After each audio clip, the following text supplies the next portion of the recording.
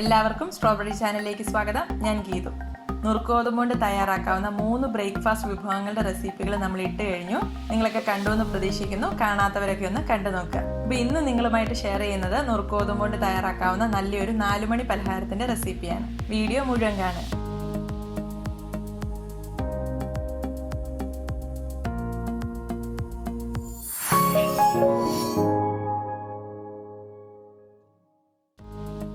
അതിനായിട്ട് 1/4 കപ്പ് നുറുക്ക് ഗോതമ്പാണ് ഞാൻ എടുത്തിരിക്കുന്നത്.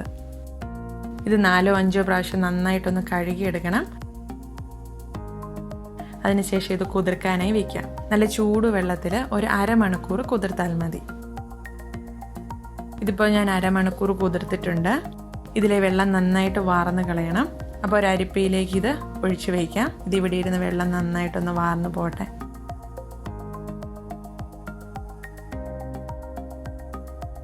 ഇതിപ്പോൾ വെള്ളം വാർന്നെടുത്തിട്ടുണ്ട്. ഇനി ഇതൊന്ന് അരച്ചെടുക്കാം. അതിനായിട്ട് മിക്സിയുടെ മീഡിയം ജാറിലേക്ക് നമ്മൾ കുതിർത്ത ഗോതമ്പ് ഇട്ട് കൊടുക്കാം. ഇനി ഇതിലേക്ക് 2 ടേബിൾ സ്പൂൺ തേങ്ങ ചിരകിയതും ആവശ്യത്തിനുള്ള ഉപ്പ് കൂടി ചേർത്ത് നന്നായിട്ടൊന്ന് അരച്ചെടുക്കാം. ഒത്തിരി സമയമൊന്നും അരയ്ക്കണ്ട, കുറച്ചൊന്ന് അരച്ചാൽ മതി. അതായത് ഇപ്പോൾ ഈ ഒരു രീതിയിൽ അരച്ചെടുത്തിട്ടുണ്ട്. ഇതിലേക്ക് ഒരു 2 ടേബിൾ സ്പൂൺ അരിപ്പൊടി ചേർക്കാം. നമ്മൾ ഇടിയപ്പത്തിനൊക്കെ വാങ്ങുന്ന വറുത്ത അരിപ്പൊടിയാണിത്. ഇത് ഗോതമ്പായതുകൊണ്ട് ഒട്ടലുണ്ട്. നമുക്ക് കയ്യിലിട്ട് ഉരുട്ടിയെടുക്കാൻ എളുപ്പത്തിനാണ് ഇപ്പോൾ അരിപ്പൊടി ചേർത്തത്.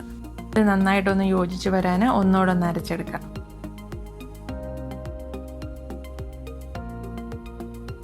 അതായത് ഇപ്പോൾ ഈ ഒരു പാകത്തിൽ കിട്ടിയിട്ടുണ്ട്.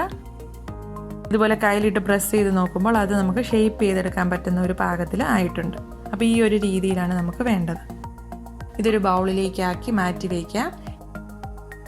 ഇനി ഇതിനുള്ളിൽ വയ്ക്കാനുള്ള ഫില്ലിങ് റെഡിയാക്കാം. അതിനായിട്ട് 4-5 ടേബിൾ സ്പൂൺ തേങ്ങ ചിരകിയതും മധുരത്തിന് ആവശ്യമുള്ള ശർക്കര കൂടി ചേർക്കാം. ഞാനിവിടെ ഗ്രേറ്റ് ചെയ്തെടുത്ത 2 ടേബിൾ സ്പൂൺ ശർക്കരയാണ് എടുത്തിരിക്കുന്നത്. അപ്പോൾ ഇതിൻ്റെയൊക്കെ അളവ് നിങ്ങളുടെ മധുരത്തിനനുസരിച്ച് എടുക്കുക. ഇനി ഇതിലേക്ക് നല്ലൊരു ടേസ്റ്റിന് വേണ്ടി 2 പിഞ്ച് ഏലക്കാപ്പൊടിയും 2 പിഞ്ച് ജീരകപ്പൊടിയും ചേർക്കാം. അപ്പോൾ ഇത് 2 ഓപ്ഷനിലാണ്. ചേർത്താൽ കൂടുതൽ ടേസ്റ്റ് ഉണ്ടാവും. മധുരം ഒന്ന് ബാലൻസ് ചെയ്യാനായിട്ട് 1 പിഞ്ച് ഉപ്പ് കൂടി ചേർക്കാം. ഇനി ഇത് നന്നായിട്ടൊന്ന് മിക്സ് ചെയ്തെടുക്കാം.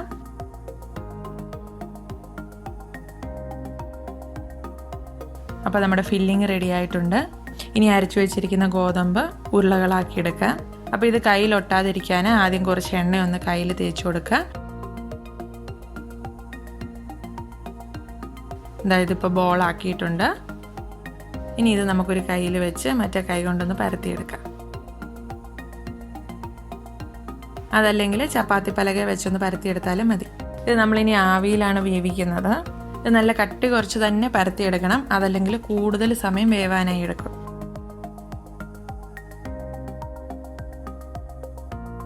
ഞാൻ നല്ല കട്ടി കുറച്ച് പരത്തിയെടുത്തിട്ടുണ്ട്. ഇനി ഇതിനുള്ളിലേക്ക് ഫില്ലിങ് വെച്ച് കൊടുക്കാം. നിങ്ങളുടെ ഇഷ്ടത്തിനനുസരിച്ച് ഫില്ലിങ് വെച്ച് കൊടുക്കുക. ഇനി ഇതൊന്ന് സെൻറ്ററിലേക്ക് ആക്കി ഇതൊന്ന് മടക്കി വയ്ക്കുക. ഇനി ഇതിൻ്റെ എഡ്ജസ് തുറന്നു പോകാതെ ഒന്ന് പ്രസ് ചെയ്ത് കൊടുത്ത് ഒട്ടിച്ച് വയ്ക്കണം. ഗോതമ്പായതുകൊണ്ട് വളരെ എളുപ്പത്തിൽ നമുക്ക് ഒട്ടിക്കാൻ പറ്റും. പെട്ടെന്ന് തന്നെ അത് തമ്മിൽ ചേർന്ന് ഒട്ടിക്കിട്ടും. ഇനി ഇതിൻ്റെ എഡ്ജസിൽ ഡിസൈൻ വേണമെങ്കിൽ ഇതുപോലെ ഫോർക്ക് വെച്ചിട്ടൊന്ന് പ്രസ് ചെയ്താൽ മതി. നമുക്ക് ചെറിയൊരു ഡിസൈൻ കൂടി കിട്ടും. ഇതുപോലെ ഓരോ ഉരുളകളാക്കിയെടുത്ത് ഓരോന്ന് റെഡിയാക്കി എടുക്കാം. ഞാനിവിടെ ഒരു 1/4 കപ്പ് നുറുക്ക് ഗോതമ്പാണ് എടുത്തിരുന്നത്. അതുകൊണ്ട് ആ ഒരു അളവിന് 3 എണ്ണമാണ് ഉണ്ടാക്കാൻ പറ്റുന്നത്. അപ്പോൾ എല്ലാം ഫില്ലിങ് വെച്ച് റെഡിയാക്കിയിട്ടുണ്ട്. ഇനി ഇത് വേവിക്കാനായി വയ്ക്കാം. അതിനായിട്ടൊരു അപ്പച്ചെമ്പിൽ വെള്ളം ഒഴിച്ച് തിളയ്ക്കാനായി വെച്ചിട്ടുണ്ട്. ഇതിൻ്റെ തട്ടിൽ ഇത് ഒട്ടിപ്പിടിക്കാതിരിക്കാൻ കുറച്ച് നല്ലെണ്ണ ബ്രഷ് ചെയ്ത് കൊടുക്കാം. ഇനി ഇതിന് മുകളിലായി റെഡിയാക്കി വെച്ചിരിക്കുന്ന പലഹാരം വെച്ച് കൊടുക്കുക.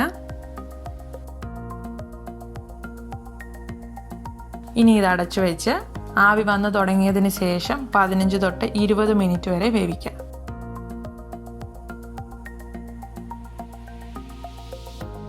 അതായത് ഇപ്പോൾ 20 മിനിറ്റ് കഴിഞ്ഞിട്ടുണ്ട്. അപ്പോൾ ഇത് വേവായോ എന്നറിയാൻ ജസ്റ്റ് ഒന്ന് തൊട്ട് നോക്കിയാൽ മതി. ആദ്യം നമ്മൾ വെക്കുമ്പോൾ ഇത് ഭയങ്കര സോഫ്റ്റ് ആയിരിക്കും. ഇതിപ്പോൾ നന്നായിട്ട് വേവായിട്ടുണ്ട്, നല്ല ഹാർഡായിട്ടുണ്ട്. അപ്പം വളരെ എളുപ്പത്തിൽ നല്ല രുചികരമായ 4 മണി പലഹാരം റെഡി ആയിട്ടുണ്ട്. അപ്പോൾ നിങ്ങളെല്ലാവരും നുറുക്ക് ഗോതമ്പുകൊണ്ട് ഇതുപോലെ ഒന്ന് തയ്യാറാക്കി നോക്കണം. ഇഷ്ടമായ ഞങ്ങളെ അറിയിക്കണം. മറ്റൊരു നല്ല റെസിപ്പിയുമായി കാണാം. എല്ലാവർക്കും നന്ദി.